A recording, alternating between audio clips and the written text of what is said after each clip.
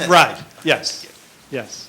Is there a certain criteria, like, you take down an oak tree, you replant whatever, The species we willow can tree, or? detail with your professionals as well. Okay. Yeah.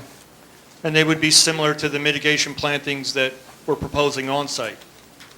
So it is You'll great. see. We're kind of breaking new ground with that, right? Okay. Okay. Maybe perhaps we can go now to some of the review memorandums. Before you do, Mr. Ford, just for clarity's sake, because your page 2 and page 3 of your exhibit, you don't exactly match the site plan that was submitted with the application, is that correct? That's correct. So at some point, you're going to go over all the differences between what you're asking the board to vote on and the site plan that's dated December 17th, 2018? Yeah, I've highlighted, I can highlight them right now. That would Well, probably just so be. the board knows what it's voting. Sure, exactly. Yeah, oops, I'm going the wrong way. Okay, I'll go back to page 3. That's the page 2 is as submitted with the landscaping as submitted, and the trash enclosure Well, as submitted. Page 2 isn't an exact match either, is it? There's a different date on it from the site plan in the application. Only because it says site plan, but it includes it's an exhibit we prepared for Right. this evening. So it includes the site plan sheet 3 in the project plan set that was submitted, overlaid with the proposed landscaping that was submitted as part of the application, as well as a colored rendering of the surrounding properties, an aerial view. So it isn't, The details are the same. includes all the same, exactly, yes. All the trees that you see on what I'm calling exhibit page 3 are identical to the plantings that are shown on the landscape plan that was submitted as part of the application. And then all the sidewalks, the trash enclosure location, the dumpster, or the stormwater management facility, the discharge location for the detention basin are all identical to those various sheets. If you will, it's a combination of multiple sheets and technical details that are part of the site plan package. Right. But page 3 is an alternative design, correct? That's correct, yes. All right, and you'll Highlight that right now, highlight sure. that.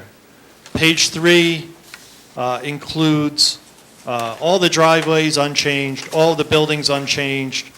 The only subtle change is the relocation of the trash compactor, as I described earlier, and the enhanced landscaping of that open field area, which is in the riparian zone. And then the discharge, thank you, for the stormwater management basin has been pulled back out of the riparian zone. And these are all, I think, steps towards enhancements to that area that's going to be placed in a conservation easement at the rear of the property. Perhaps at this location or this juncture, I can also highlight a couple of other on-site amenities. In addition to the community. Hold on a second, I'm sorry. Oh. Sorry to interrupt, but just to make sure we got that nailed down. So Sure. You moved the dumpster, the landscaping has been enhanced, Correct, you've changed the stormwater outfall. correct. Was there another item? That is it. Okay, so that new stormwater situation is going to have to be reviewed by our engineer. It's the same amount of discharge, it's just pulled back. And certainly to his satisfaction Okay. to review that. Same with the Yes. landscaping? you Correct. Have to get another shot at it. Absolutely, absolutely. Okay, thank you. You're welcome. In addition to the community portion of the building number 1 with the indoor recreational facility, there's also an outdoor tot lot that's centrally located between the two main driveways in and out of the community, and a circulating pathway in that area, as well as seating benches. There was a suggestion in one of the review memorandums to place the tot lot within a fence. While we would comply with any requirement that this board may choose to imply with regards to that suggestion, what we would offer is that we specifically chose this location for the tot lot in the middle of this green area such that it's far away from any parking areas or driveways, and as part of providing, I'll say, an inviting tot lot amenity, we kind of would prefer not to propose the fence to make it more institutional looking and, for lack of a better word, a caged type of environment, so we prefer not to provide the fence. But if the board so felt that the fence was important, we would comply with that if they wish to impose that requirement.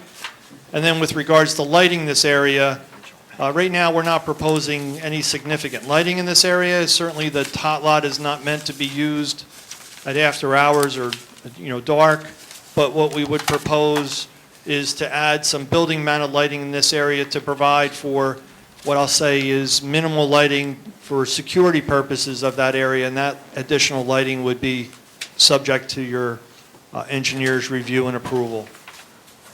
And then while I'm talking about lighting, we're proposing minimal lighting throughout the community.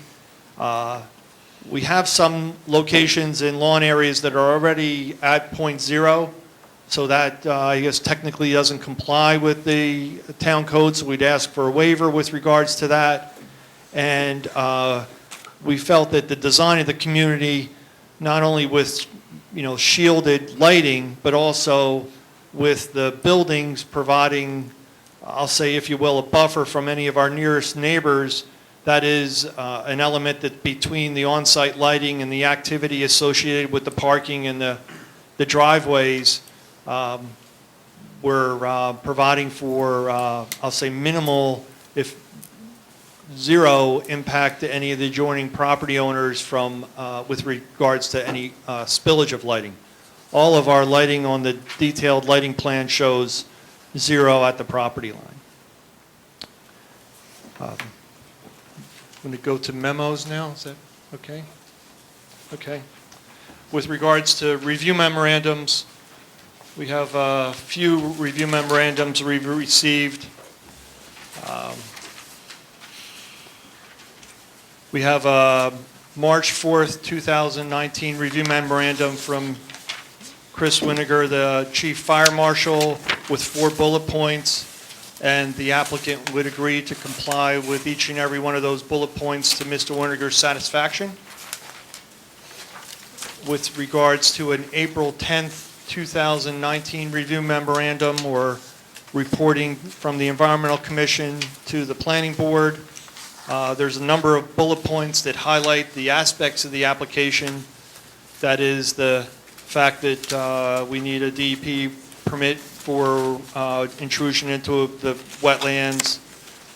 We've provided for the 20-foot buffer, but on page 2, there are, of the Environmental Commission's report, there are 4 bullet points. One bullet point is that they request some more detailed information about what's stored and located within the existing pole barn structure on Lot 6. The applicant will provide that information.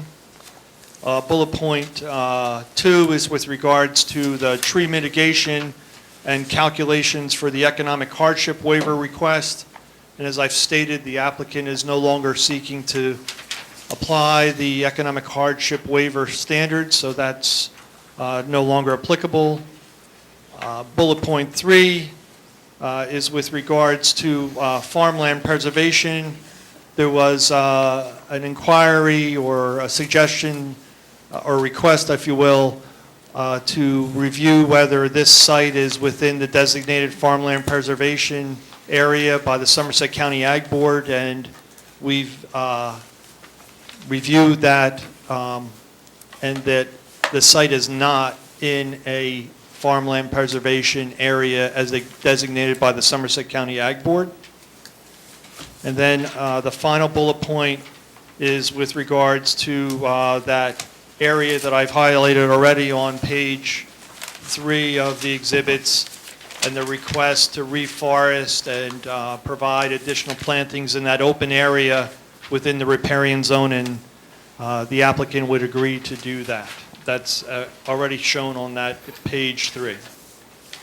On that first bullet, you said you would provide information on what is stored in the pole barn. Can you tell us when that information would be submitted? Uh, Is that tonight? You're talking about tonight? You want to Okay. report tonight? No. Yeah. We have some, it's all being removed, so it's not going to exist after this application is implemented. We can provide a written list of what's in that.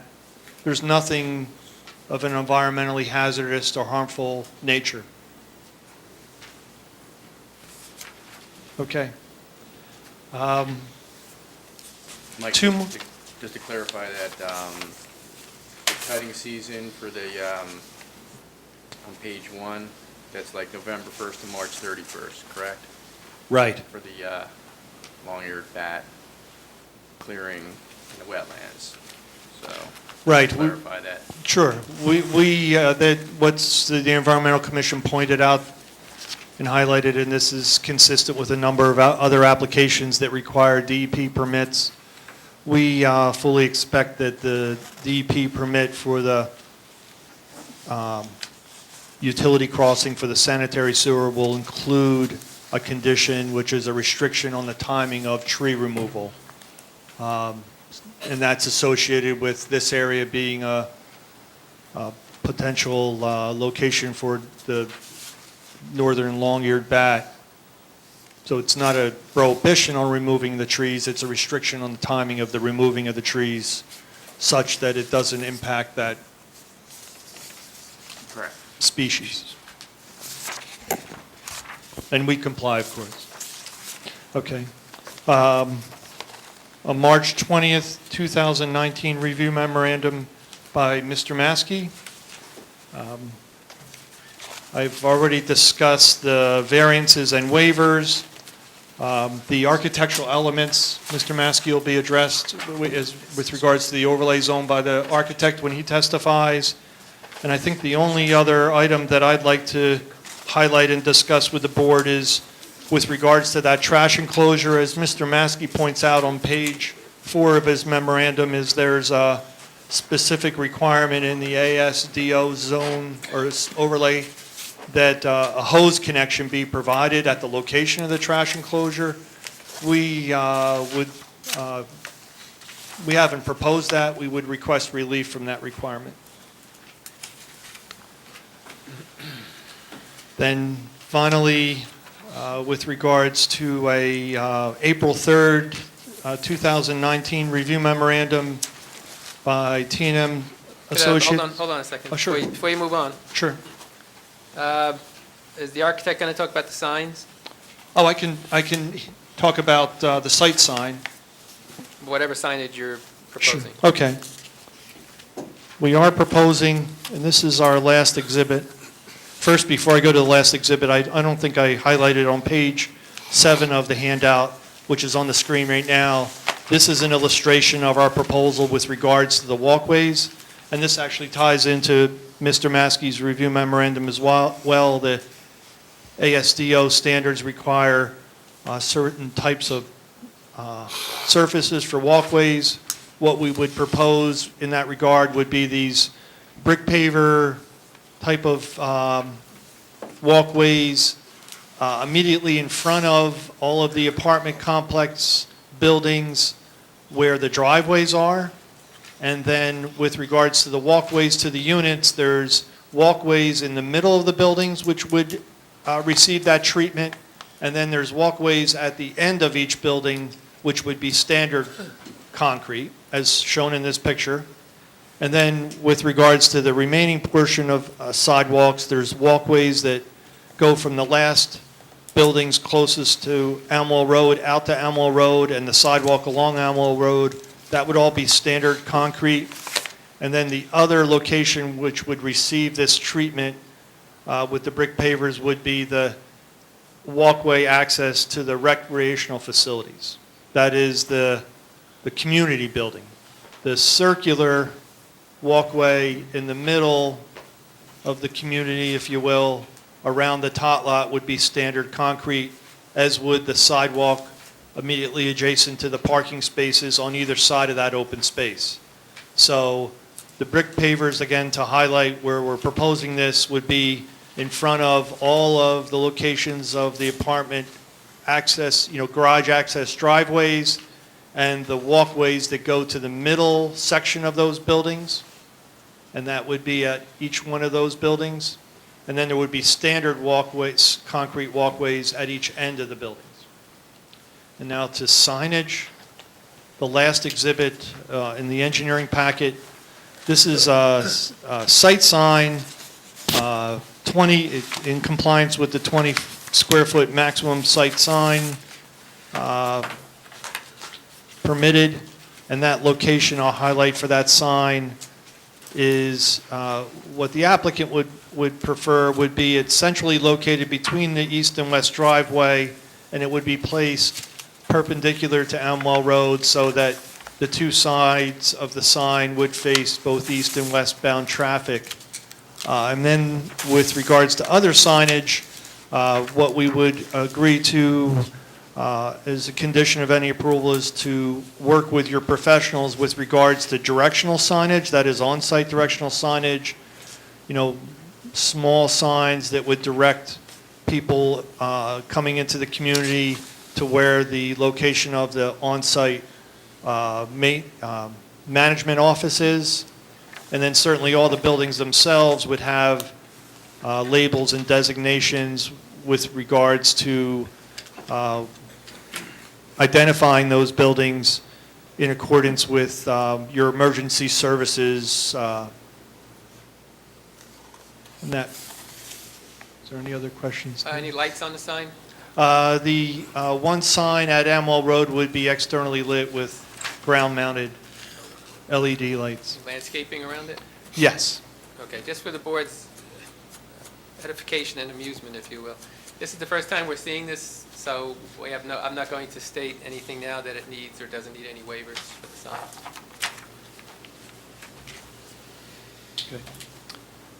Okay. I'll go back to actually to believe 3 on the last memorandum. One last thing, please, or next to last. Point number 8, all streets and utilities will be privately owned and maintained by the property owner, is that correct? Correct. Yes. That's it. Now you can go on. Okay. Thank you. All right. April 3rd, 2019, T&M review letter issued to the planning director by Mr. Yoder.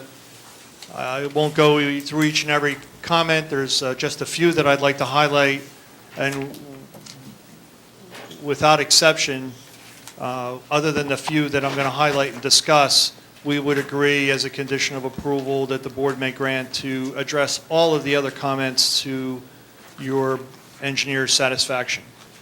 So just highlight a couple, and these are actually not necessarily discussion items, but items within the review memorandum that suggested testimony be provided. So I'd like to do that now. First, with regards to Section C regarding traffic, I'll defer to the traffic engineer that will be testifying momentarily. With regards to the item D29, the water service, as I indicated, we've already had discussions with New Jersey American Water, and their direction was the single service tap. So that's what we're proposing. With regards to lighting, I've already highlighted the de minimis or minor waiver we would request in that regard. And then with regards to E2 and lighting around the tot lot, we wouldn't provide lighting around the tot lot such that it could be used at night or encouraged to be used at night, but we provide minimal lighting for security purposes.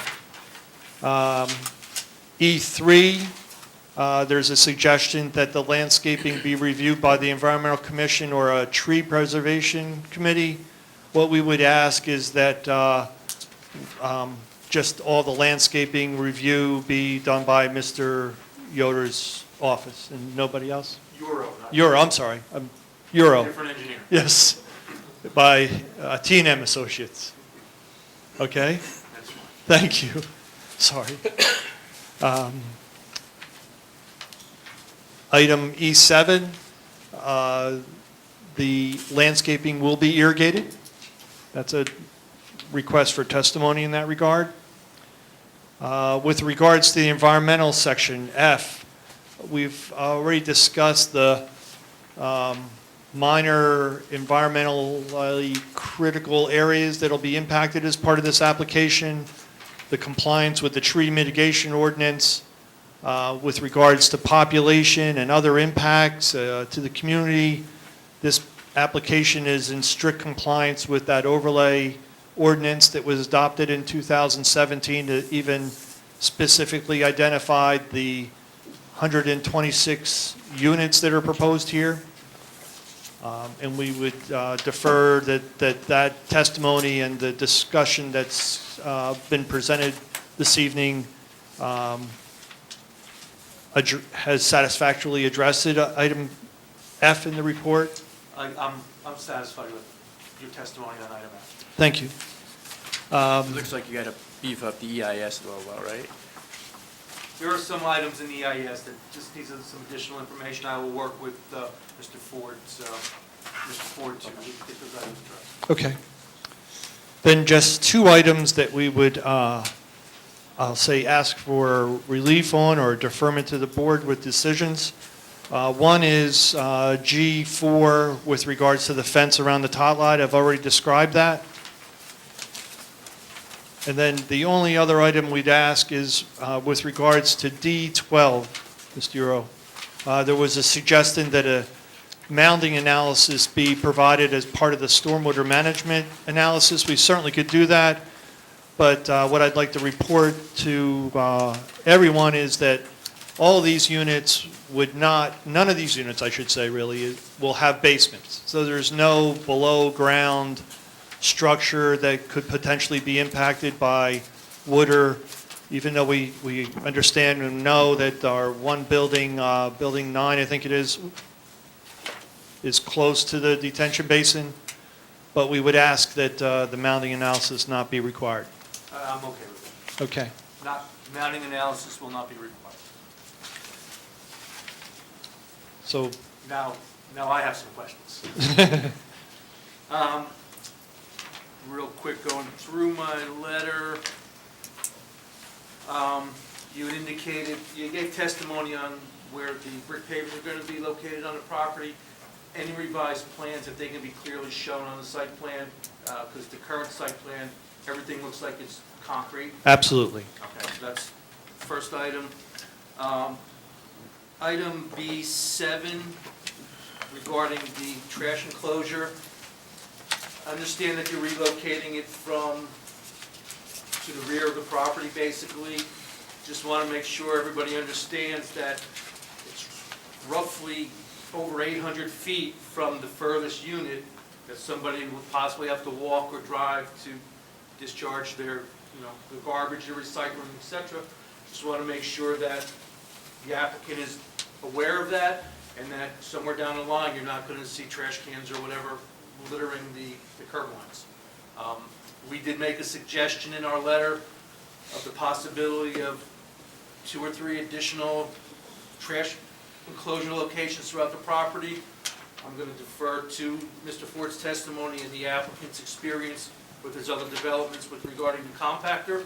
I don't have a problem with that, but again, you're only looking at one location, roughly 800 to 1,000 feet from your furthest unit. Just want to make sure everybody's aware of that as the application proceeds. Mr. Ford, is the applicant willing to place as a condition that there shall be no trash pickup outside of the existing residential units or any trash containers allowed to be placed outside any of the residential units? Yes. Thanks. Only the one location. And just to follow up on that, approximately how many times a week will the compactor be removed from the property? As needed, there is So, yeah, it would be as needed, I guess. Okay. It's something they can manage. This would all be privately done. The county has a recycling program. We'd not be participating in that. This would be all privately owned, operated by the management of the owners of the apartment complex. Okay. Item B9. Since you are providing a full movement intersection, I guess it's the southerly, is that the westerly, easterly driveway, where you're having full movements, left and right turns in and out, I made a suggestion to widen it from 24 to 30 feet at the initial throat. I'm not sure if We comply with that. you will comply with that? Right, and actually, that's one of the design waivers that's part and parcel to the two driveways. There's a restriction on the maximum width of driveways in your ordinance of 24 feet. The right-in, right-out driveway that we're working out the details with the county on, because you're trying to restrict the right-in, right-out with an island between the two access lanes, that driveway is a little wider than 24 feet. It's about 33 feet. Correct. And as Mr. Euro is suggesting, that the easterly driveway is right at 24 feet today in accordance with the ordinance, but we'd be glad to comply with Mr. Euro's suggestion to widen it to 30 feet. Thank you. Item D28, regarding the off-site sanitary sewer. I know you're coming out the rear of the property to Steinmetz Road. It looks like it's a narrow right-of-way and a narrow cartway. Can you just provide a little testimony as to where the pipe is going to be located, and will it impact any of the adjoining properties? Certainly. Yes, as we're headed south, connecting to the gravity sewers in Steinmetz. We have to run the sewer line down Steinmetz some distance. We've located the sewer line on the north side of Steinmetz, so that would be past where Steinmetz is kind of awkward, where it tees, it comes into this area and then tees and runs along other properties. It's on the opposite side of where the houses are, and we would run it along the edge of Cartway, if not outside the edge of Cartway in a grassed area. And the placement of that sewer line has already been discussed with the Hillsborough Municipal Utilities Authority. In fact, we've already gained their approval for the sewer extension on February 27th of this year. The Hillsborough Township Municipal Utilities Authority approved the sewer extension, and they would have jurisdiction over, the line, because ultimately the one within the public right-of-way, that portion within the public right-of-way is owned and operated by them. All our own on-site is private. And then we've actually already secured the Somerset Raritan Valley Sewage Authority on March 25th, 2019, for the sewer extension. Okay. Yes. Do you anticipate any easements from private homeowners? Not at all. No, and we would comply. We're in a public right-of-way, we're in a public road, requires a road opening permit from the engineering department, and we would comply with all the conditions of that road opening permit with regards to restoration of the existing cartway. Okay, thank you. I believe my last question or clarification is reference to E4, the landscaping and really the tree mitigation. The plans that were submitted indicated that 608 replacement trees would be required, and you provided testimony that 525. Correct. Is the 525 based on the anticipated revised layout? That and a rounding error that was on the plans as submitted. Okay, There's so a that will there's a be- math correction. You'll get all of that, and That it'll will be be to your corrected. satisfaction. Correct. Thank you, I just needed that clarified. That's all, Mr. Chairman. Just while we're on the tree mitigation that you submit, it's actually a mixture of waiver and variance. If you're removing more than 20% of the trees on the site, it's a variance. The waiver would come into the off-site plantings. Right.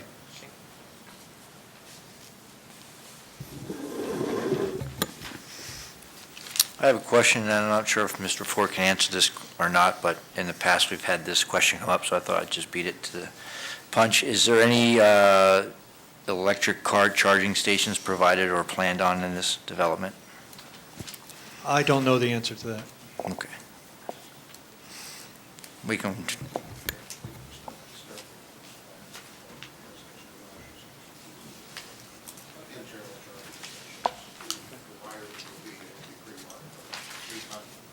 Okay.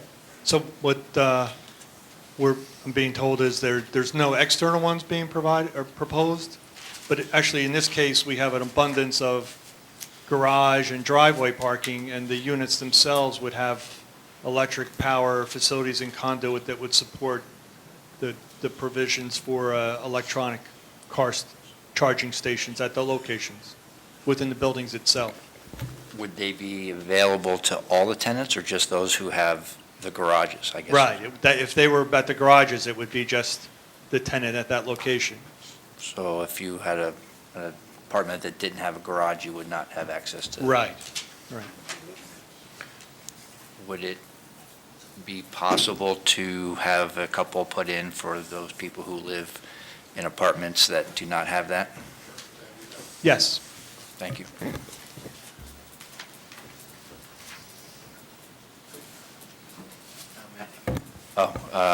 My attorney is saying to specify how many, so I guess I would have to defer to a conversation then as to what would be considered adequate, or possibly some at the, I would propose, Mr. Ogrodnik, that prior to the completion of the application, if your client can give us some Idea. number, would be appreciated. Yeah, the applicant has no problem with location and amount.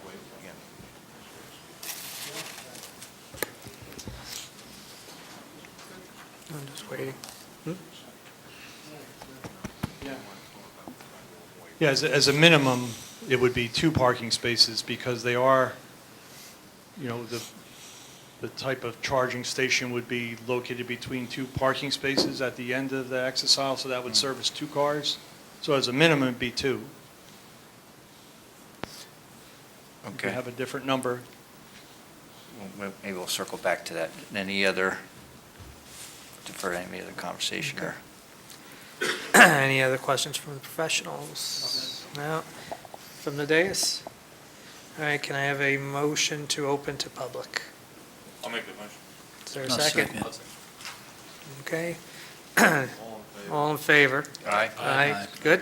Anyone from the public that would like to ask the witness any questions on testimony, please come to the mic, state your name and address for the record, and hold the mic as close to your mouth, because they don't have great range. I'm Bob Kennedy, Steinmetz Road. Lift the microphone up to your mouth. The mic out of the stand, There you go. hold it right up against your, close to your lips as possible. Okay, Bob Kennedy, Steinmetz Road. Couple of questions. On your evergreen His name first. border on the eastern, I'm going to call it the eastern front, the evergreens only go partway the length of Steinmetz Road? Right, the southern portion of the property is existing wooded area that we would just maintain and not disturb, rather than, cut down trees to be able to plant trees. I'm also proposing, we're only talking a 20-foot setback there, right? That's correct. I was hoping, after reading this, I was confused because I saw 30-foot wide at one point, but I see it, we're talking 2 different areas now. All right, there's no consideration for a fence along there to prevent pedestrian migration into our backyards? There's no fence proposed at this time, no. All right, what do we do about pedestrian migration into our backyards? We're already going to have 3-story buildings overlooking our backyards. It's essentially putting us on TV. We have a neighbor next to me who's got swimming pool, has guests, and so forth. There's been no consideration at all for anything there. I live down at the far southeast corner. Here? Yeah, half the woods there are dead ash trees thanks to the emerald ash borer. So, I don't know if we've got teenagers or whatnot going to be in this new project, but what keeps them out of our private properties? There's the evergreen plantings that we're providing along this buffer. But it doesn't cover the entire length of Steinmetz Road. Right, that's correct. All right, as far as the trash compactors, where I used to work until I retired a couple of years ago, trash compactors are noisy. Where you had them, I'm pleased to see you're moving it away from the eastern front. Are there any provisions, if you're now going to have more than one, can you kind of keep it away from the backyards? Well, right now, we are, I understand that, but, there's no plan to have additional ones at this time. okay. I thought Mr. Euro was saying something earlier about maybe 1,000 feet being too far for somebody to take a recycling bucket Yeah. or a trash bucket.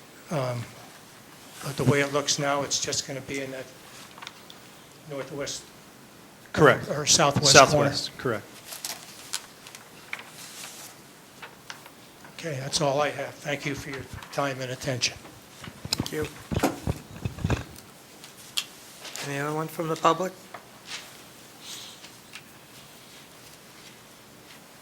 Got one more.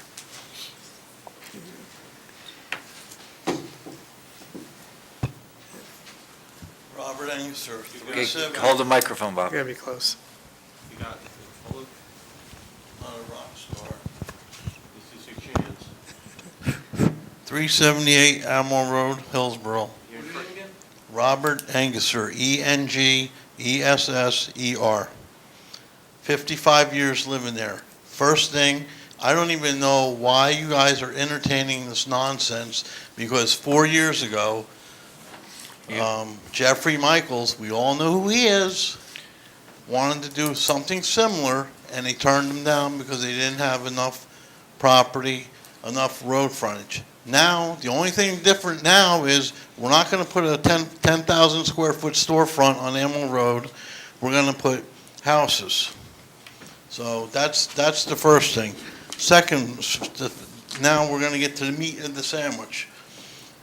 These apartment buildings that he wants to build, are they solely rented, or can you purchase them? All rentals. Thank you. Now, this garbage dumpster, I'm holding your feet to the fire that there's only going to be one, because this is not going to be, my favorite pastime is to pick up garbage from people that are going to rent, because people that rent have no regard for other people's property.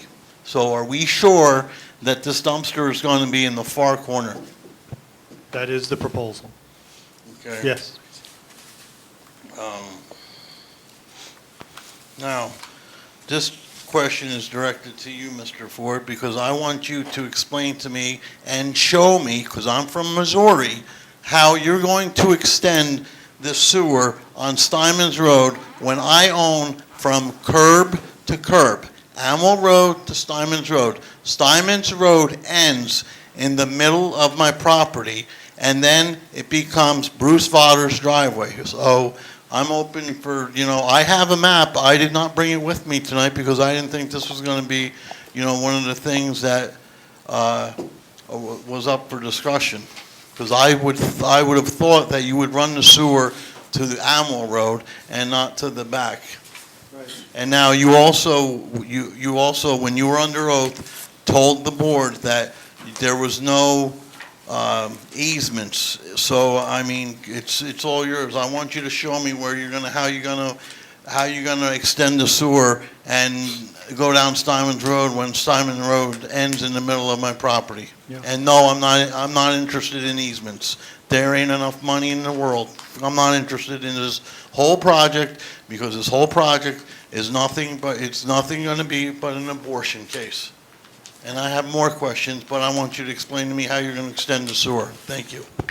Yeah, no, the sewer is being proposed in the existing right-of-way of Steinmetz. There's a right-of-way right here beyond your property. And there's actually an existing public sewer there now. Now, right here, Mr. Ford? Use And the we'd be- microphone, please. What I would suggest is we'd be glad to provide to the board's engineer any information he would require to his satisfaction to demonstrate that the sewer line is being placed within a public lands and not on this gentleman's property. Fine. Robert? Yes, please, that would be very helpful. Yes.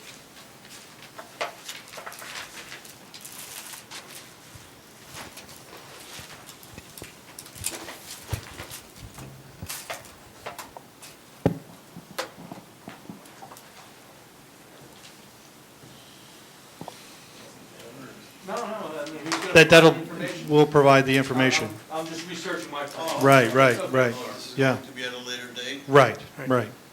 Okay. Now, can I use this here or that there? 'Cause I Sure, can't see that sure, well. I sure. wanna show you something. Yeah. We'll focus on it. Yeah, sure, yeah. Grab the mic, Or share the mic. Thank you. This is me here, okay? Now, is this the trees or whatever you're gonna plant here? Correct. Is this people's balconies or? I'll let the architect is going to be one of the witnesses coming up about the specifics of the building themselves, so we can address that. Because I was wondering if it's open in the. We're not back. proposing any walkways in the back. No, what I'm saying is, I live here, this is my house, and, like, I don't want, people piercing down, when I'm out here, you follow? So I don't know if there's balconies or patios or I'm whatever. sure there's windows in the back, but again, the architect can address that. There'll be illustrations of that. You're welcome.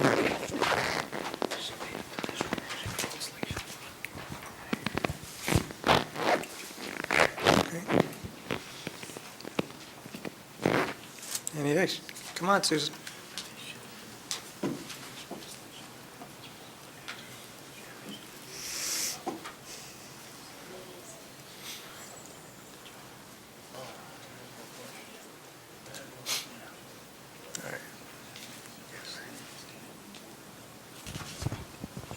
Susan Gulliford, Hunt Club Road. Okay, well, we'll start at the beginning, the pole barn. What's currently on site? You said you would be providing information on any hazardous materials and all that. What is its current use? It looks like a business, something to do with boats or something back there. I have no knowledge that it's a business. I think it's privately owned. I commented to one of the Environmental Commission members that I was kind of envious because it looked like it was owned by someone that had a lot of toys, like boats and kayaks and things like that. So it looked to me like a private use, but again, we'll provide the details of what's inside of it. Okay. The affordables, are they distributed throughout the project? I'll let the architect speak to that. Why does it need to be so close to the property line on the east? Is that just the way you have to do it to get it fitted in there, or is there a particular reason? We meet the building setback requirements of the ordinance, so it's not any closer than what's permitted by code. Okay. The driveways in and out. The westerly drive, did you say it's only to improve interior circulation? No, it's that, in addition to a secondary location for emergency access to the property, and then also to help facilitate the school pickup and drop-off. If you only had one access point, somebody would have to come in with a bus and drive through the entire community to get back out, as opposed to, this location, you'd be able to circulate. So the through, yeah. alternative would be to make one of them an emergency access only and the other just a primary? That That's would be your an alternative. Correct. What's the distance between those two driveways? Plan out.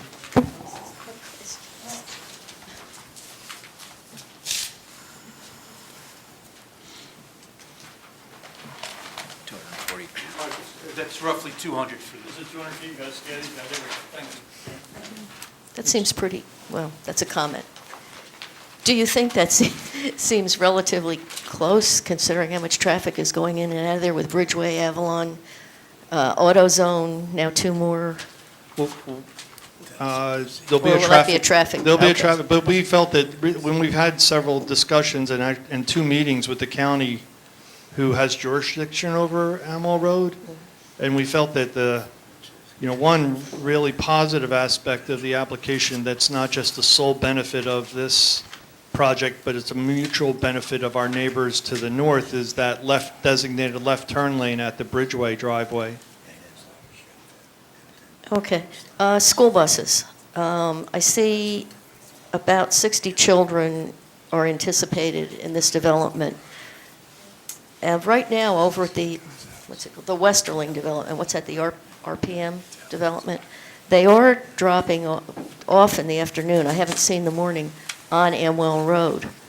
But you feel, Well, I understand that, and I've seen Optimistic? I've seen it in the morning. yeah, I understand that's a temporary condition because right now, the future condition at that development, once the construction of the project to the rear of the RPM housing is completed, then the buses would be able to enter that driveway and pick up on-site and turn around and come back out.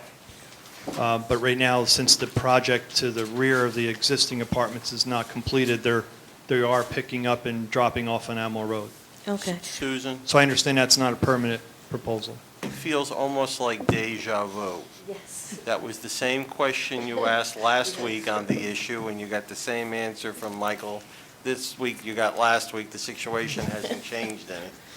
Well, there's so many developments right now, I'm beginning to lose track. I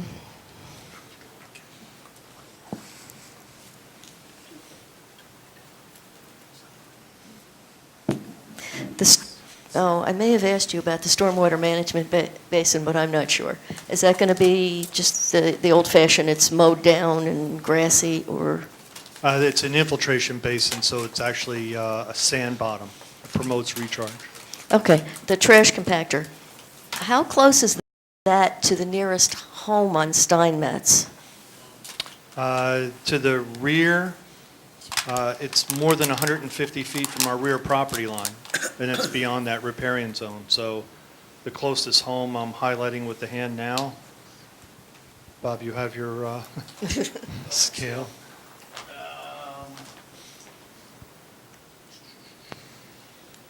That would be roughly 300 feet. Yeah.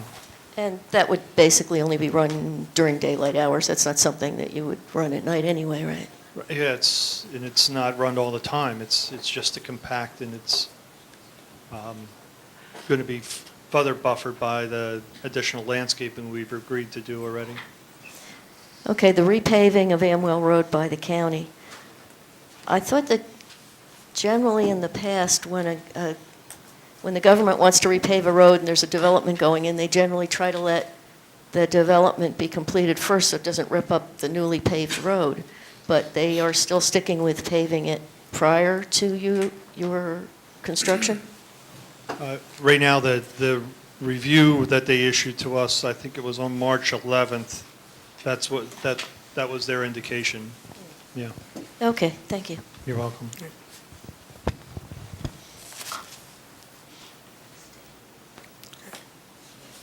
Any additional? You got one more A lot more. Well, for this witness. for this witness? Do I have to reintroduce myself or no? Yes. Just for the record, since you're coming back. Robert for the Angus, second time. Robert Angus, 378 Amwell Road. Affordable, what building is the affordable rentals going to be in? I'll let the architect is going to describe the buildings and the uses of the buildings. Okay, that's it then. Okay. Okay. Anyone else from the public? Okay. Just going to make one quick statement about, I know there was some comment about, why this is being entertained and whatnot. Just want to remind everybody, this is a part of the Township's affordable housing plan, which is something that has been mandated from the state level and actually from the courts now. So, Susan, you may be wondering why you're losing track, but that's what most of those are coming from. So, and I would highly recommend the public that has any questions with that there's going to be a town hall meeting here next week, April 18th, that the mayor is hosting to talk about affordable housing. So I encourage everyone to mark that on their calendar. And with that, I think, Mr. Ford, you're relieved temporarily. Yes. And I think I'm also going to ask the board if we take about a 5 to 10 minute recess. Yep. Okay, Motion. so Second. I don't need that. Third. It's the one thing I get to dictate. You got so. pressure yet? So it's 9:10, so we'll reconvene it. 9:15. at 9:15? Oh, well, someone's got to fix the clock here. Committeeman. I'll work on it. All right, so we'll get back at closed. It's right. Yeah, it's right. It's on. 9:08? Yep, 9:15. It can be 9:15. All right. Set your timers. We're ready to get back? Okay, we're reconvened. The applicant's next witness is our architect, Mark Burkowski.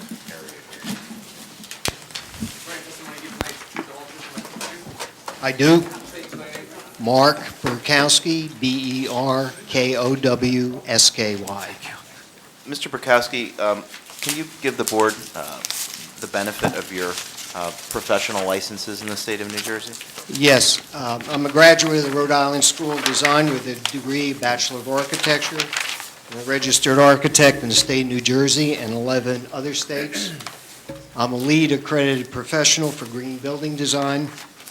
I've been practicing architecture in New Jersey for over 40 years, and I've testified before zoning and planning boards in the state on numerous occasions. Mr. Chairman, I'm offering Mr. Burkowski as our expert in the area of professional architecture. Okay, unless there's any objections, I see none, so we will accept them, and you may proceed. Thank you. First things first, we want to admit and describe what's going to be submitted as A2. Can you just indicate what this is and Yes. the last revision date? Drawing A13 was part of the submission. This is identified as A13 revised, dated 4/11/19. This is the same colored rendering of the building. It has identification of all the building materials. Do you have that electronic? Yes, we'll show Okay. that as part of Yes. my testimony. Okay. Because our videographer's looking for Can the... you scroll to that for Sure, I can. purposes of the video? Okay. It's A2. Okay.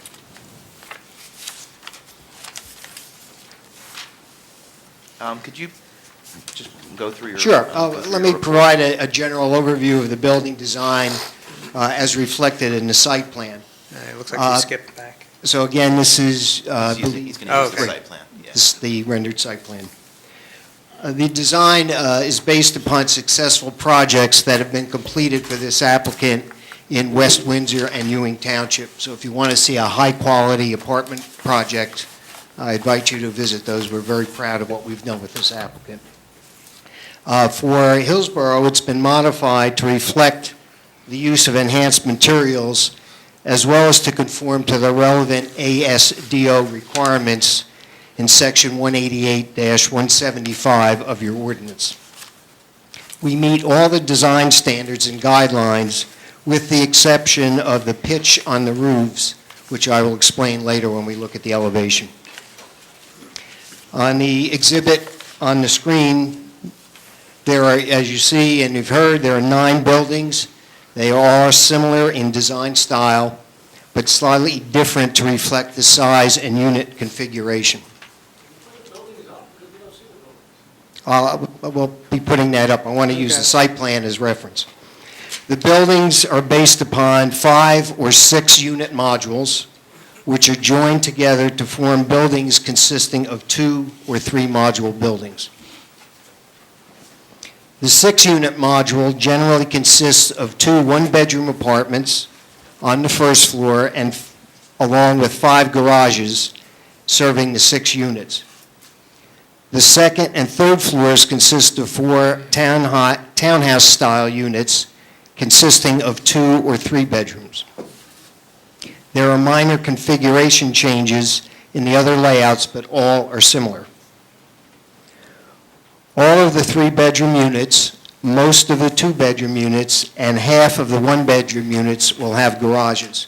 So to answer the question raised earlier, there are 110 garages and 16 without garages. So the amount that would need potential for a charging station really minimal. Most do have garages. All of the townhouse-style units will have recessed balconies. The bedroom mix varies on the total building size, and there are 71 3-bedrooms, 41 2-bedroom units, and 14 one-bedroom units, for a total of 126. 95 are market rate units, and 31 are affordable units. The affordable units are distributed throughout the site in buildings 1, 2, 5, 6, and 7. The only difference with the affordable units is what the tenant will pay. The quality of the project is the same. All of the first floor units are handicapped adaptable in accordance with New Jersey barrier-free requirements. Unit sizes range from approximately 825 square feet for a one-bedroom unit, and the 2- and 3-bedroom units range from 1,000 to 2,200 square feet. In Building 1, as described, there's also the sales office, which is a 3-bedroom unit, and a fitness center. I'm going to jump ahead to the last exhibit, which is the rendered elevations from Amwell Road with the materials described. As you can see, the front elevation from Amwell Road, the building is 3 stories in height, as are all the buildings. All roof types are gabled or hipped. The main roof pitch is 4.5 and 12, which is less than your design guidelines. This is the waiver that we're requesting due to the roof pitch. Your standard is a 9 and 12 pitch, which is twice of what we show in this elevation. We've designed it at the lower pitch due to the height or the width of the building of 68 feet. That creates a building height of 44 feet as shown. If we use the higher pitch, we would exceed the maximum ordinance of 45 feet and create a building that would be almost 60 feet in high. The roof would look disproportional to the rest of the building. So we'd go from 16 feet to 31 feet of roof structure. The smaller roofs are 10 and 12 pitch, and the side gables are 8 and 12, all to make the proportions appropriately visually. The balance of the roof guidelines are adhered to. Also, the outdoor HVAC units are screened with solid panels on the upper floors and landscaping on the first floor. As you can see in the elevations, the roofing materials are dimensioned asphalt shingles and some painted metal standing seam for several of the small roofs. This is provided for interest in roofing materials. All of the roofing materials in accordance with your guidelines are brown and gray earth tones. The window designs and layout meet your design guidelines. The facade treatment is similar in all elevations, and they utilize vinyl clapboard siding and shakes and manufactured stone veneer. Also, these colors are earth tones, all in accordance with your guidelines and standards. All other materials and colors are in accordance as well. The use of materials proposed reflect LEED standards for type and style, including locally sourced materials, recycled materials, water use reduction, and materials with low emittance to reduce indoor air pollutants. Are there any questions about the architecture or the waiver for the roof pitch? I have a question. The dormers you show that are up on the roof, they are false dormers? Yes, they are false dormers. Okay. Thank you. How high are the ceilings? Ceilings will range between 9 and 10 feet. 8 and 9 feet.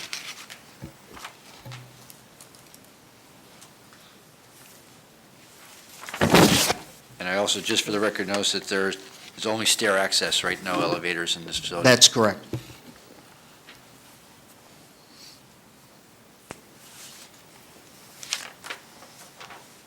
Mr. Burkowski, could you describe the pitching, the pitch issue?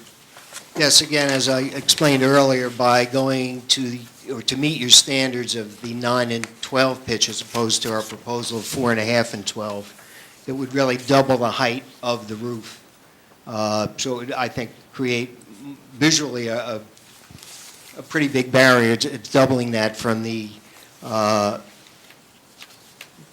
approximately 10 feet to almost 20 feet in height of just roof area. Also then would require a variance from the standards as opposed to waiver. Thank you.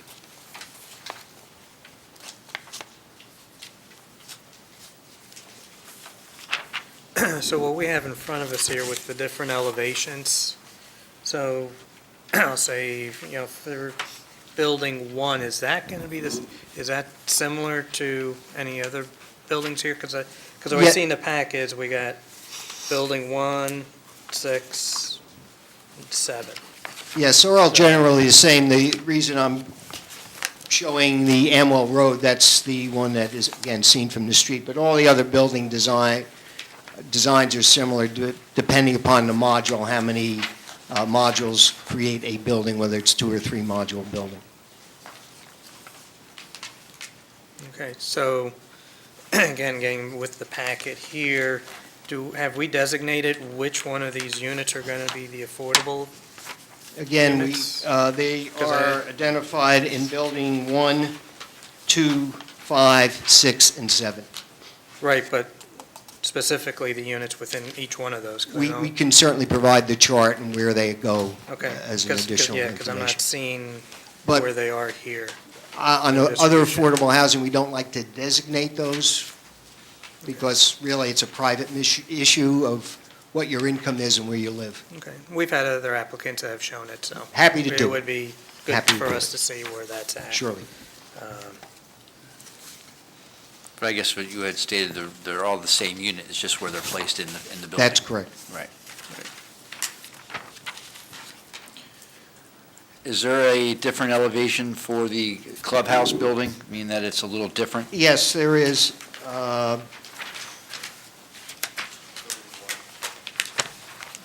Is that building 1, Mr. Prokowski? Yes. It's sheet A1.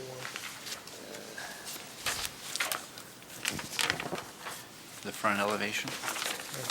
That would be. A4? I'm getting prompted with A4. So the front elevation says Amwell, that's the smaller building where it says 100 Amwell Terrace. To the right-hand side is the apartment/sales center, and then to the left would be the fitness center, even though it's really, These plans are not in evidence. this was part of the submittal. For purposes of, you need to identify for purposes of the record where these plans exist, because the only 2 documents that have been entered are. So we would like to introduce A3. Mr. Prokowski, could you describe A3 as well as the date of last revision? Can you Yes. put it up on the screen as well? Surely. Renowned Oakland boards.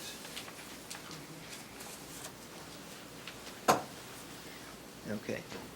Exhibit A3 is identified as drawing A4 and part of the original submittal package. It's identified as elevation building 1, dated 12/7/18. Do we want to just make the entire packet an exhibit, so we don't, or we're going to? Separately, but. Yeah, the applicants have all been instructed that in addition to the projection, that they also bring hard copies, so each hard copy can be marked as an exhibit. But do you have a hard copy of what you're referencing now? Yes. Can we, okay, is this it up on the screen now? Yes, that's A4. Okay, can we mark it?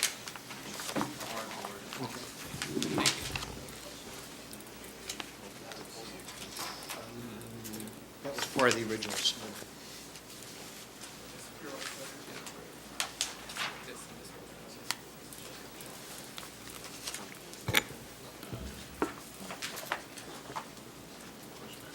Do you not have a hard copy of So what's been described as A3, which is entitled A4, has been submitted previously, and I'm going to mark A4 for a paper copy for the board. that? No, it'd be A3 with today's date. 11.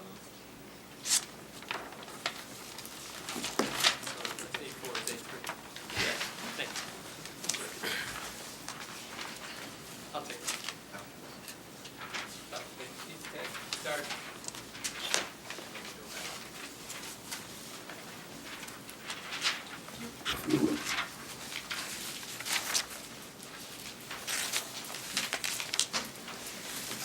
So the front elevation identified Admiral Road, again, elevation A is what will be seen from Admiral Road. The right-hand side is the sales office, and on the left-hand side would be the fitness center, access from the side of this. What you are seeing is basically additional decorative construction because it's really just a utility structure on that front elevation. So in order to make it compatible with the balance of the design, we carried forward the doors and structures. Right. Again, to clarify, the fitness center, while it's in the front, the access is from the side, and the front that you see is just utility maintenance, even though it looks the same quality as if it were an apartment. Up on the screen so Yes. people in the, That- can you put it on the screen so that people can see in the, on the audience that? So, All right, so I guess we better put another exhibit, might Yeah. help. so this is going to be A4. Can you just, Mr. Burkowski, could you describe A4? Sure. for the board? A4 is our drawing number A1, which is the first floor plan for Building 1 dated 12/7/18. So again, looking at the right-hand side of the plan,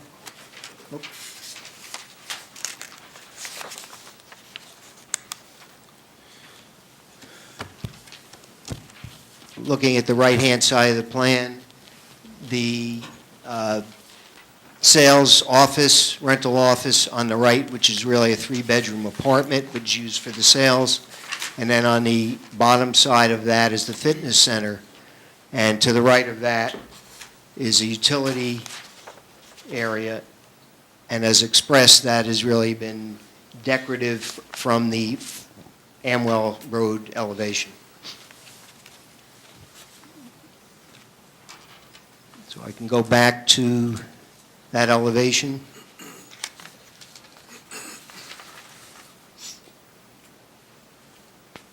You see the Amwell Road side, and again, the office to the right, the utility to the left, but it does not look like utility.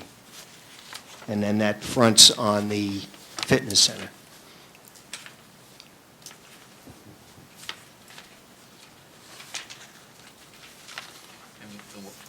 Will that fitness center be available 24 hours, 9 to 5? I mean, is it locked, secured? I mean, what is, I don't know if you're the right person to answer that question. If we're going to have the applicant give information, we do it all, or full permit. I think it's up to you. I think for that question, the applicant has indicated, and we will supplement with the planner's testimony, that the hours of operation for the fitness center will be 6 a.m. to 10 p.m. Only accessible to the Residents. renters, residents. 7 days. No, 7 days, yeah. Thank you. Thank you.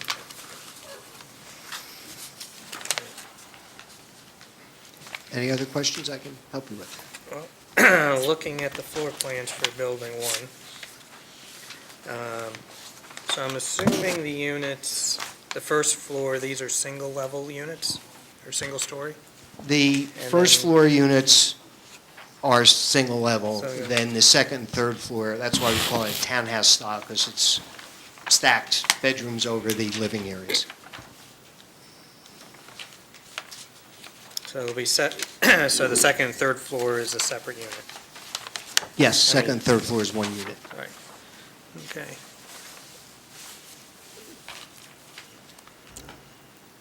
Did I say? I think, Now, I noticed on some of the floor plans, again, getting back to the, I'm going to be specific with the third floor, some are designated what I would call a third bedroom, even though it doesn't say bedroom 3, but when you count, it's the third bedroom. And then some of the mirrored image ones are listed as dens. Is there a reason for the difference? These are going to be considered two-bedroom units? That's correct. Okay. And I'm not sure who's going to be appropriate for the testimony on the community impact statement. Who put that together? We do have an economist. If you have specific questions, we could introduce him after the architect. Okay, because I'll be interested to see how those were calculated, because when you look at these dens with closets, we know what they're going to turn into. Is the applicant willing to commit that any two-bedroom unit which has a den will be a two-bedroom unit? Yeah, that would be an appropriate condition to be imposed if the board were to grant this And that there will be application. there will be no sleeping area, there will be no sleeping area in the den? Absolutely. No, just to clarify, there's no closet in the den. I see. Yes, there is. Yes, there It's is. well, okay. Back to nomenclature, whether it's a closet or a storage area. It looks the It- same yeah. size as the, It's drawn just exactly the same as the ones that have the bedroom. Mr. Burkowski, for the A3? purpose of the record, would you like to designate the difference between a closet and a storage area? Sorry, I use that terminology. It's a closet, isn't it, sir? Yes. Thank you. Mr. Burkowski, and those areas that are identified as den, is that a half wall, or is that the line weight is a little different than the mirror image on the bedroom? So is that a full wall? That would be a short wall there. Short wall, so it'd be like a half wall? Yes.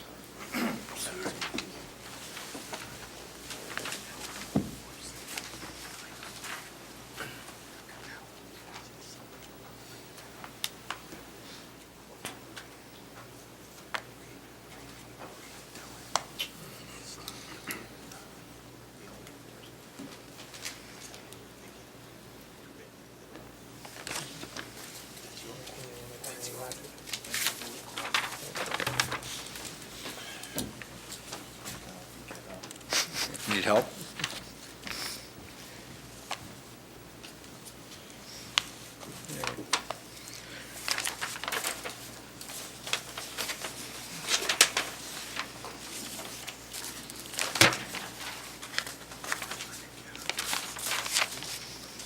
So, when you're saying the floor plans are similar, since we don't have floor plans for buildings 2 through 5, can you describe those floor plans for us?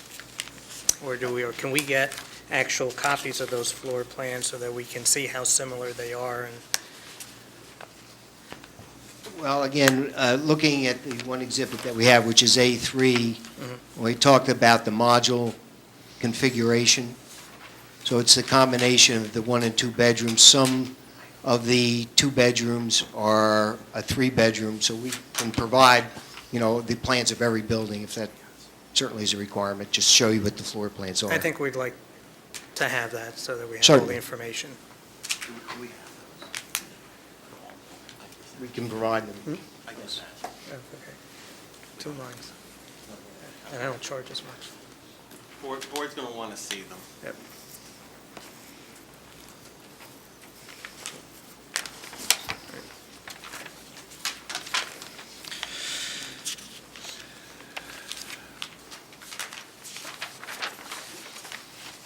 So I see on the first floor rendering that I guess with the outer, I'll go to A4, your reference A4, which has the garages. The 2 outer garages go onto steps, so those garages are working for the second and third outer apartments? Is that how that's working? Yes, let me go back to the, It was the first floor plan, sheet A1, A4, so you're, I guess we only have A4, so. go back up. First. How's the garages, right there? Yes, okay. So your 3 inner garages would be utilizing the first floor apartment? And would the 2 outer garages be used for people that lived on the second and floors? All of the garages are feeding the upper floors, They're all up floors. yes. So how is the inner garages accessing, they're not near the stairways, they just go into a utility closet, it Right. looks like. Let me just clarify. So the 2 garages to the outside go upstairs. They each have a stair. I see that. to the right and left, and then the Right. one center garage feeds the one-bedroom unit in the center. So that one bedroom, then the other, and the other ones would have access to those other stairs? Okay. Correct. So one of the two bedrooms on the downstairs would actually get a garage? Yes. Okay.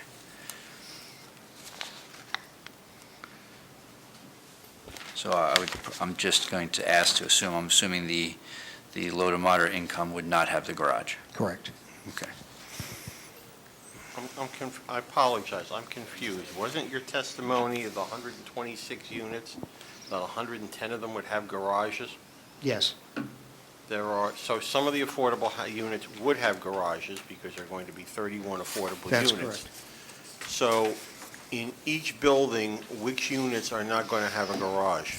Which I think goes to the other comment from the board, they'd like to see the plan for all the other buildings. And We can provide the plans of the details of that. But, well, the ones that do exist, which units are not going to have garages?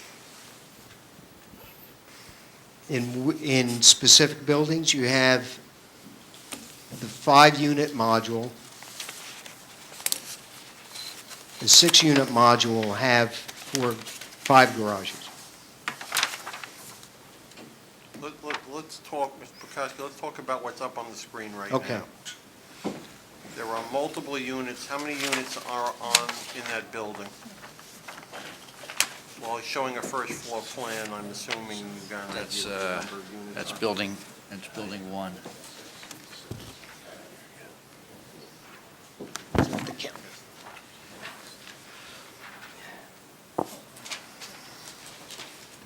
There are 6, and 4. So there are 14 units in the building. That's correct. 16, pardon me. 16. 16. 16. Of the 16 units in the building, how many will have garages, how many will not?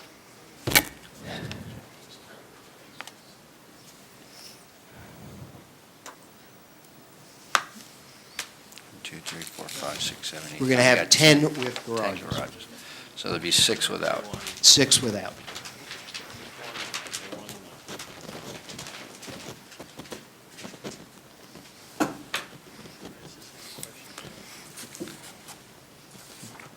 So I guess when we get all the plans, we'll be able to see that better, but, so one of the buildings you don't have affordable housing in, which is building 3, you have in the plan 15 market rate units, 1, 2, 3, 4, 5, and 15 garages, it appears, and looking at your sheet 3, which is the floor plan, which has the buildings labeled out. The colored rendering, this one right here. So, Of the site plan, on the site plan? yes. So looking at, building 3, which is all the way in the back, which has 15 market rates, it appears that there are 15 garages that go along with it. Correct?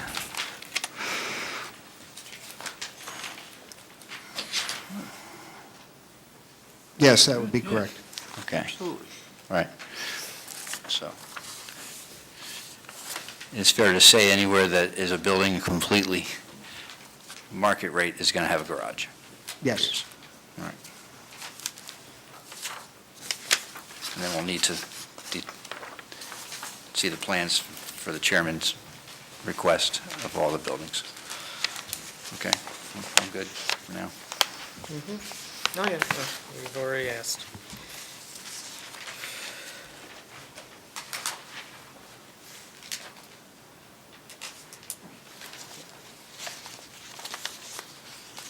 Any additional questions? Yeah, just one, on the ASDO requirements, so your testimony is that you're only requesting one waiver from those that are listed on the memo? That's correct. Just the 912, okay, thank you.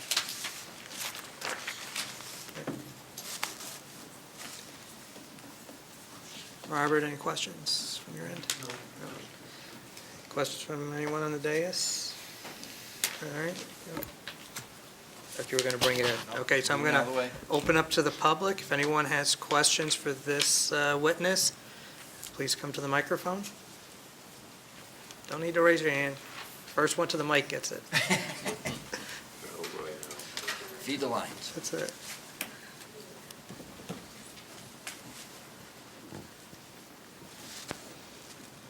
Okay, I couldn't see these close-ups, so I may be asking a repeat question for something. State your name, please. Sorry. Merrill Bisberg, 4 Hickory Hill Road, and I haven't really seen these close-ups, so pardon me if I'm asking something that has been clarified to all of you. Are all the affordable units, well, I don't think we've heard what size bedrooms. I know we don't need to know exactly where they're located, but what the bedroom configuration is and the count for the affordable units of 2 bedrooms, 1 bedroom, 3 bedrooms.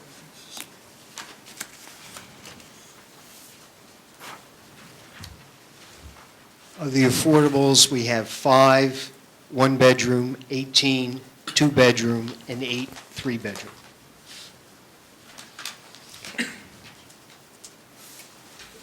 Okay, do any of the units, whether they're affordable or market rate, span 2 floors? Yes, Those are the townhomes? the townhouse style, yes. Okay. And I assume that none of the townhouse style are affordable? No, some of those are. Some are, okay.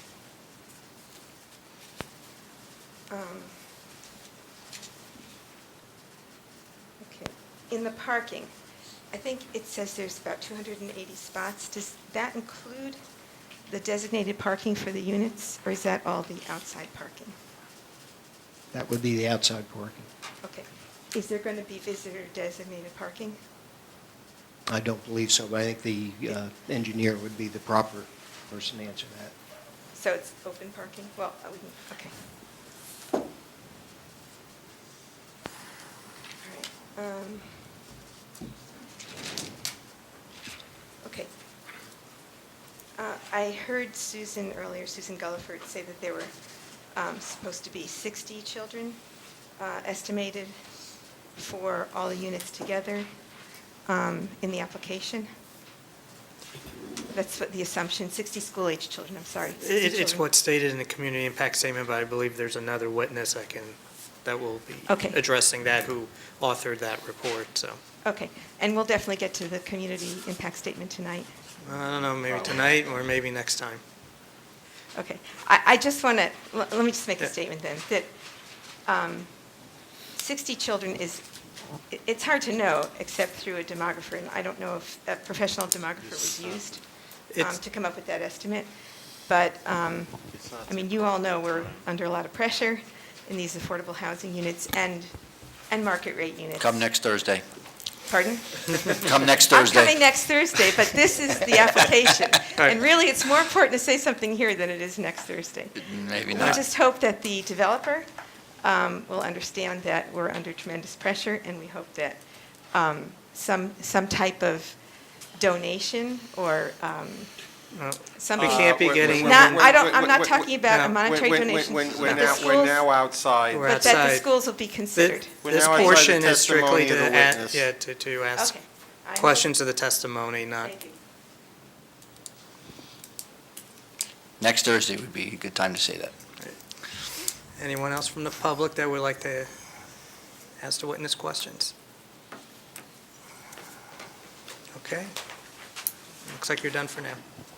Thank you. Thank you. Thank you. I have no further questions. Actually, I do. Yes. I have one other question. The count on the affordable housing, is that in accordance with the uniform housing affordability controls? Yes. Okay, thank you. If it pleases the board, we can probably finish traffic tonight, Okay. or All right. Let's do traffic.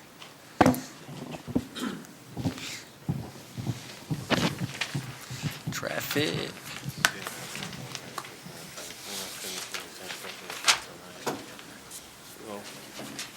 One's at 2%.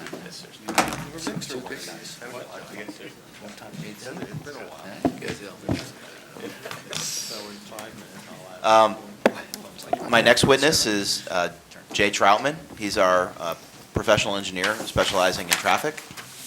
I'd ask him to be sworn in. Yes, I do. J. Troutman, Troutman. Mr. Troutman, can you give the board the benefit of your professional licensure and education? Yes, I'm a licensed professional engineer in the state of New Jersey. My field of specialty is traffic engineering. I've been conducting traffic studies for various types of sites as well as reviewing them on behalf of planning and zoning boards for 32 years now.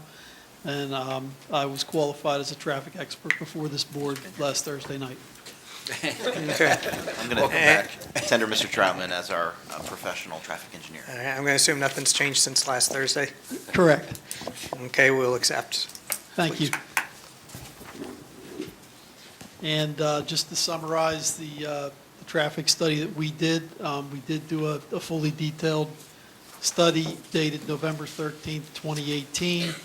It was submitted and reviewed by your professionals. I believe there's one comment from T&M Associates that I will discuss. Overall, the study shows that the access and circulation pattern that's shown on the plans will provide adequate roadway capacity for traffic to enter and exit the site. And the main feature of the traffic work that we did was already described by Mr. Ford, and that has to do with the restriping along Amwell Road along this frontage. For this project, we employed what I'll call an outside-in design approach, meaning we took a look at the outside to see what we could do with that roadway and then designed the access driveways accordingly. At the beginning, we saw the benefits of having the two access driveways, which I'll describe, and seeing that, I immediately went and set up a meeting with Somerset County because they were going to have jurisdiction, and if they weren't going to entertain two driveways, we wouldn't be getting very far. They also appreciated the benefits of the two driveway access system, but they did require turning restrictions on the westerly driveway. As Mr. Ford described, they required that to be a right-in, right-out. They liked the restriping concept of having head-to-head left turn lanes and a four-way intersection with the Bridgeway site to the north across Amwell Road. And those plans have since been submitted, as Mr. Ford said, and we are working out the details.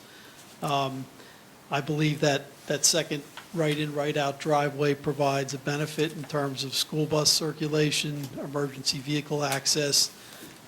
It promotes the free flow of traffic by having another opportunity for residents to enter coming from the west where the shopping and the schools are, and taking pressure off the main four-way driveway where all the turning movements are permitted.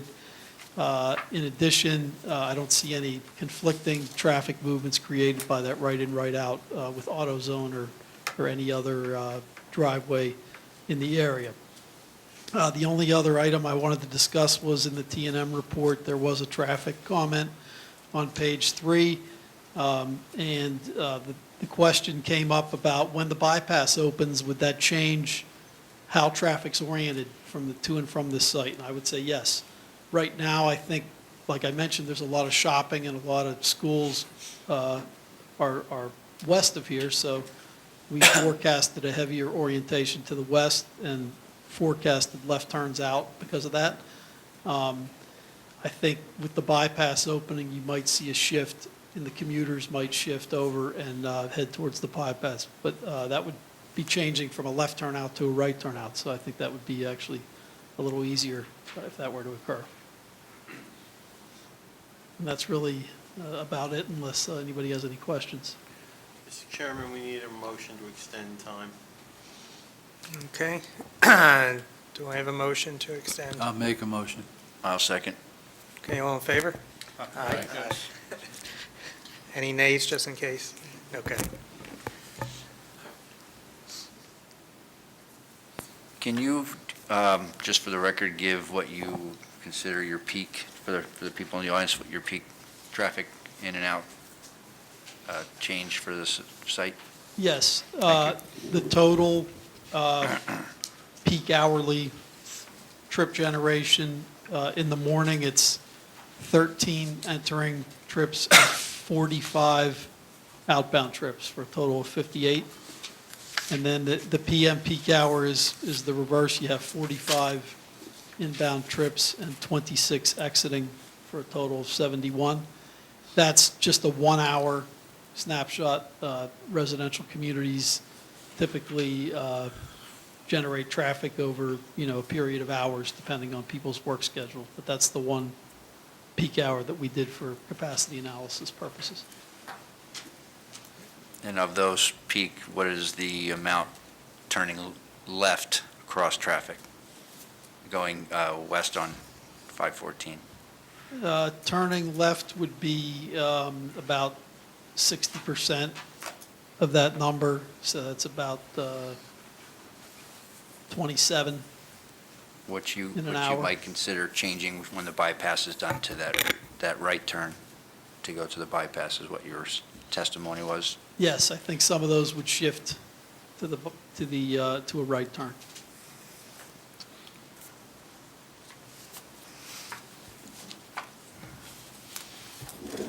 Mr. Troutman, real quick, that peak hour trips, is that split over both driveways? Yes, it is.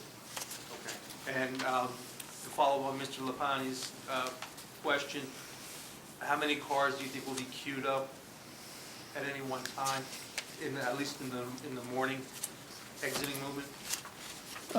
The vehicle queues in the capacity analysis are fairly low, just because it's about a car every, less than a car a minute. Okay. So it comes out to be one. All right, thank you. David? Anything? Okay. Anyone else from the dais? I'll motion to open it to public. We're still open. We Thanks, do it Sam. with the first one and the last one, right? That's my bedtime. Okay, if anyone from the public would like to question this witness regarding the traffic study, please come to the mic. All right, seeing none, I think you're dismissed for now. Thank you. Thank you. Okay. All right, seeing that we're just past 10, Yeah. Are we- I think we're looking at May 9. Continuation. or Let me check with Mr. Bernard. He wants to come back for 2 more weeks.